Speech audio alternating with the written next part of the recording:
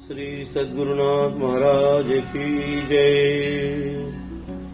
जयकारा शेरा वालेदा बोल सच्चे दरबार की जय।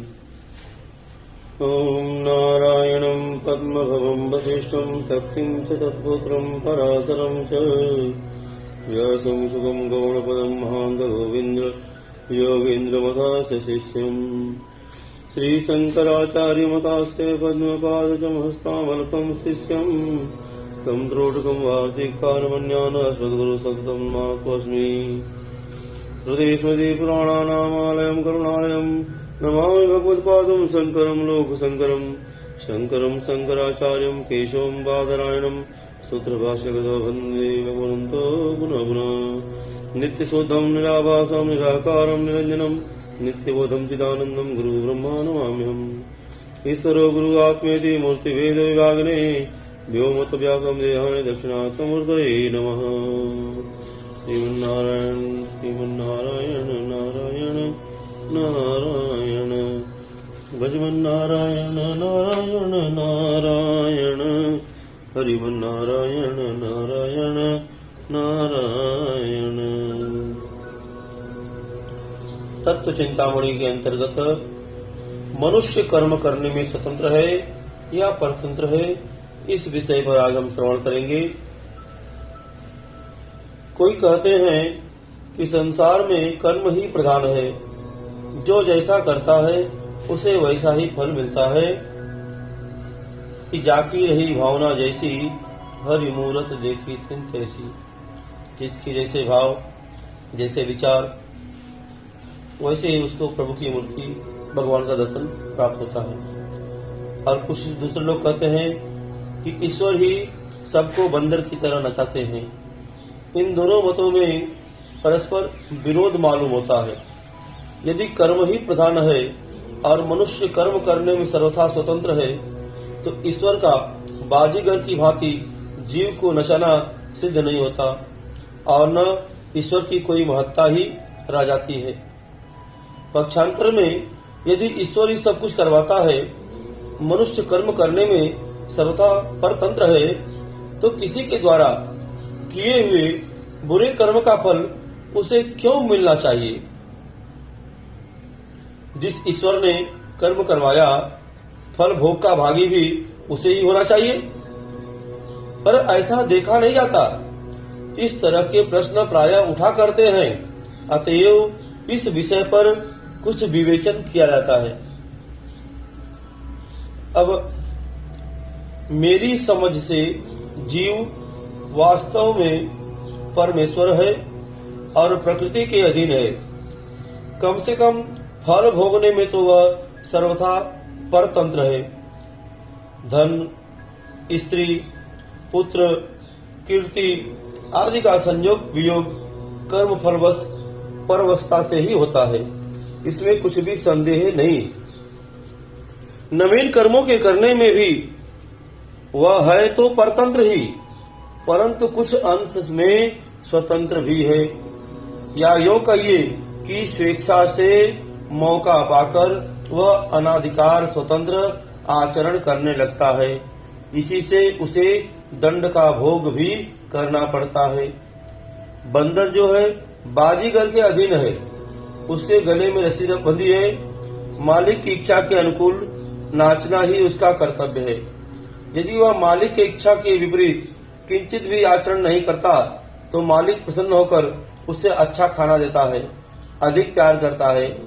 कदाचित वह मालिक के इच्छा अनुसार नहीं चलता, प्रतिकूल आचरण करता है, तो मालिक उसे मारता है, दंड देता है। और इस दंड देने में भी उसका हेतु केवल यही है कि वह उसके अनुकूल बन जाए। बाजीगर बंदर को मारता हुआ भी यह नहीं चाहता है कि बंदर का बुरा हो, क्योंकि इस अवस्था में भी वह उसे खाने को देता है और उसका पालन पोषण करता है। तो इसी प्रकार का बर्ताव संतान के प्रति माता पिता का हुआ करता है। अवश्य ही बाजीगर की अपेक्षा माता पिता के बर्ताव का दर्जा ऊंचा है। बाजीगर का यह बर्ताव भूल पर दंड देते हुए भी पोषण करना केवल स्वार्थवश होता है। माता पिता अपने स्वार्थ के अतिरिक्त संतान का निज का हित भी सोचते हैं, क्योंकि वह उनका आत्मा है। परंतु परमात्मा का दर्जा तो इन दोनों से भी ऊंचा है, क्योंकि वह अहेतुकी प्रेमी तथा सर्वथा स्वार्थ शून्य है। वह जो कुछ करता है सब हमारे हित के लिए ही करता है। वास्तव में हम सर्वथा उसके अधीन हैं, तथापि उसने हमें दयापूर्वक इच्छानुसार सत्कर्म करने का अधिकार दे रखा है। उसके आज्ञानुसार कर्म करना ही हमारा वह अधिकार है। यदि हम उस अधिकार का व्यतिक्रम करते हैं तो वह परम पिता हमें बड़े प्यार से हमारा दोष दूर करने के लिए हमें कुपथ से हटाकर सुपथ पर लाने के लिए दंड देता है। उसका दंड विधान कहीं कहीं भीषण प्रतीत होने पर भी दया और प्रेम से लबालब भरा रहता है।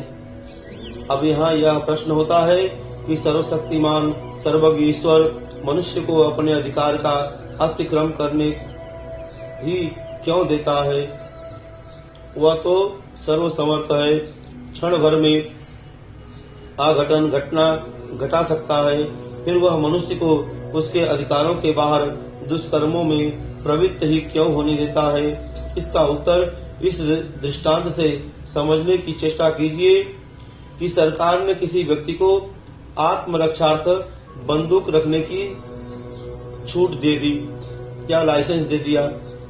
बंदूक उसके अधिकार में है और वह जब चाहे तभी उसका यथेच्छ उपयोग कर सकता है, परंतु कानून ने उसे मर्यादा के अंदर ही उपयोग करने का अधिकार है।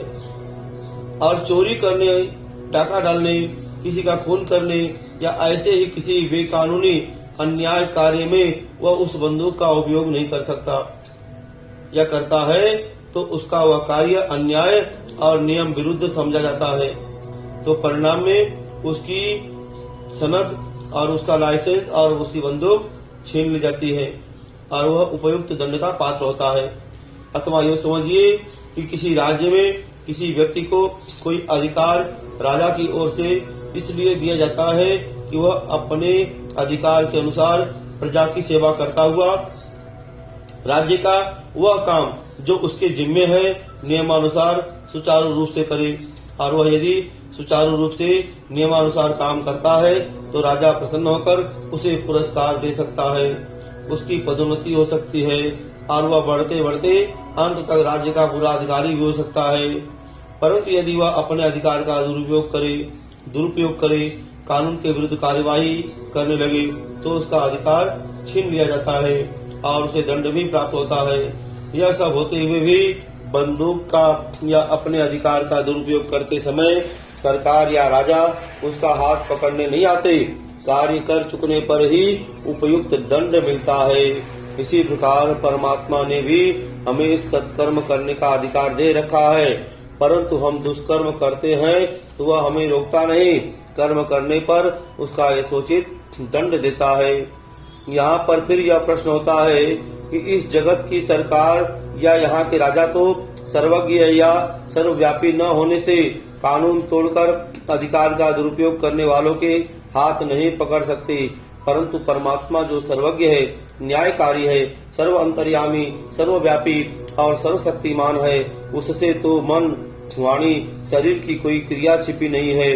वह दुष्कर्म करने वाले मनुष्य का हाथ पकड़कर उसे बलात् क्यों नहीं रोक देता? इसका उत्तर यही है कि परमात्मा की विधि इस तरह रोकने की नहीं है।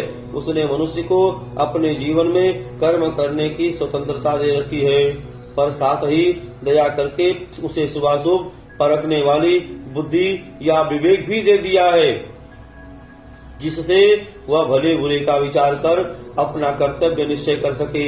और यह भी घोषणा कर दी है, यदि कोई मनुष्य अनधिकार शास्त्र विपरीत चेष्टा करेगा तो उसे अवश्य दंड भोगना पड़ेगा। इससे यह सिद्ध हो गया है कि बाजी करके बंदर की भांति ईश्वर ही सबको नचाता है, सभी उसके अधीन है। परंतु जैसे भूल करने वाले बंदर को दंड मिलता है, उसी प्रकार ईश्वर की आज्ञा न मानने वाले को भी दंड का भागी होना पड़ता है। अवश्य ही नाच भगवान नचाते हैं, परंतु नाचने में मालिक के इच्छा अनुसार या उसके प्रतिकूल नाचना बंदर के अधिकार में है। सरकार या राजा ने अधिकार दिया है, परंतु उन्होंने उसका दुरुपयोग करने की आज्ञा नहीं दी है। भगवान ने भी मनुष्य जीवन प्रदान कर सत्कर्मों के द्वारा क्रमशः उन्नत होकर परम पद प्राप्त करने का अधिकार हमें प्रदान किया है, परंतु पाप करने की आज्ञा उन्होंने नहीं दी। जब एक न्यायपरायण मामूली राजा भी अपने किसी अफसर को अधिकार का दुरुपयोग कर पाप करने की आज्ञा नहीं देता, तब भगवान तो ऐसी आज्ञा दे ही कैसे सकते हैं। अतएव यह बात भी ठीक है कि मनुष्य सर्वथा ईश्वर के अधीन है। साथ ही यह भी सत्य है कि वह ईश्वर प्रदत्त अधिकार का सदुपयोग कर परम उन्नति और उसका दुरुपयोग कर अत्यंत अधोगति को प्राप्त हो सकता है।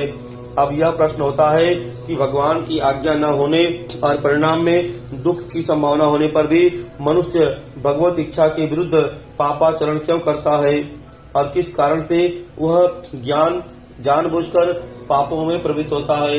इस प्रश्न पर विचार करने से यही प्रतीत होता है कि इस पाप की प्रवृत्ति का कारण अज्ञान है और अज्ञान से आवृत होकर ही सब जीव मोहित हो गए हैं। जैसे श्रीमद् भगवद गीता के 5वें अध्याय में 15वां श्लोक है कि अज्ञानेनावृतम ज्ञानम तेन मुह्यन्ति जन्तवः, की प्रकृति के दो स्वरूप हैं, विद्यात्मक और अविद्यात्मक। इन दोनों में अविद्यात्मक प्रकृति का स्वरूप अज्ञान है और इसी अज्ञान से उत्पन्न अहंकार, आसक्ति आदि दोषों के वश होकर मनुष्य पाप में प्रवृत्त होता है।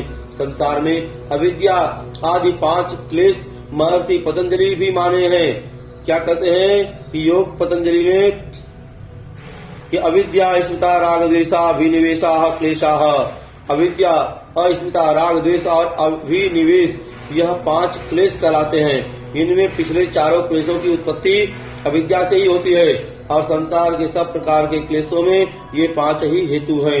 इन्हीं अज्ञानज्ञ 5 क्लेशों से मनुष्य परिणाम भूलकर पाप करता है। और इन 5 की संक्षिप्त व्याख्या यह है कि अविद्या जिससे अनित्य में नित्य बुद्धि, असुचि में शुचि बुद्धि और दुख में सुख दुख बुद्धि, दुख में जो है सुख बुद्धि और अनात्म में आत्म बुद्धि रूप विपरीत ज्ञान हो रहा है। अस्मिता अहंकार या मैं भाव को कहते हैं जो समस्त बंधनों का हेतु है। राग आसक्ति का नाम है, इसी से मनुष्य पाप में लगता है। द्वेष मन के विरुद्ध कार्यों में होने वाले भाव का नाम है। राग द्वेष रूप बीज से ही काम क्रोध रूप महान अनर्थकारी वृक्ष उत्पन्न होते हैं और मरण भय को अभिनिवेश करते हैं। अस्तु, अर्जुन ने भी भगवान से पूछा था श्रीमद् भगवद गीता के 3 अध्याय में 36वां श्लोक कि अत केन प्रयुक्तो अयम पापम चरति पुरुष अन्निच्छन्न पीत्वा स्नेयम बलादिव नियोजित। हे श्री कृष्ण, फिर यह पुरुष बलात् लगाए हुए के सदृश न चाहता हुआ भी किससे प्रेरित हुआ पाप का आचरण करता है। इसके उत्तर में भगवान ने कहा कि हे अर्जुन, श्रीमद् भगवद गीता के 3 अध्याय में 37वां श्लोक कि काम एक क्रोध एक रजोगुण समुद्भव महासुनो महापापा विद्वनिमह्य वैरिणम, कि रजोगुण से उत्पन्न हुआ यह काम ही क्रोध है। यही महाअशन यानी अग्नि के सदृश भोगों से न तृप्त होने वाला बड़ा पापी है। इस विषय में इसको ही तू वैरी जान, शत्रु जान। और इस काम रूप वैरी का निवास इंद्रियों मन और बुद्धि में है। इन मन बुद्धि इंद्रियों द्वारा ही इसने ज्ञान को आच्छादित कर जीव आत्मा को मोहित कर रखा है। अतएव इनको वश में करके इस ज्ञान विज्ञान के नाश करने वाले पापी काम को मारना चाहिए, क्योंकि बुरे कर्म अज्ञान अविद्या जनित आसक्ति से या कामना से होते हैं। जो इनके वश में न होकर भगवान के दिए हुए अधिकार के अनुसार बरतता है, वह यहाँ सर्वतोभाव से सुखी रहकर अंत में परम सुख रूप परमात्मा को प्राप्त करता है। इससे यह सिद्ध हुआ कि मनुष्य कर्म करने में परतंत्र है, परंतु ईश्वर की दी हुई स्वतंत्रता से कुछ अंश में स्वतंत्र भी है। श्रीमन्नारायण नारायण नारायण, हरिमन्नारायण नारायण नारायण, श्रीमन्नारायण नारायण नारायण, हरिमन्नारायण नारायण।